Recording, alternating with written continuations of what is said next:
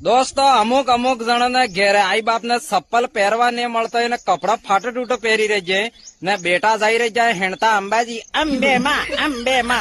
બે ટણપા પહેલે ઘેરે આઈ બાપ ને ચપ્પલ ને તૂટા ને છેતરન વ્યવસ્થિત કપડા લાવી નાલ આઈ બાપ ને પગે લાગ પછી અંબાજી જા તો ગબ્બર વાળી અંબે માં રાજી થાય એમ નમ રાજી ને થાય આ ઘેરે ઠગણા ની બેટા વાટે રસ્તા વગર ખાઈને હેડી રહી જાય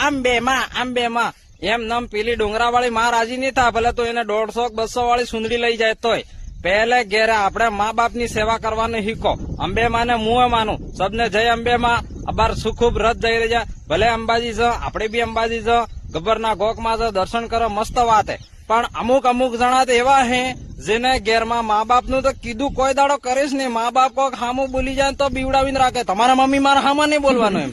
અને પછી અંબાજી જઈને કે એ માં મારે આમ કરી દો આમ કર ઈ માં રાજી થાય ખરી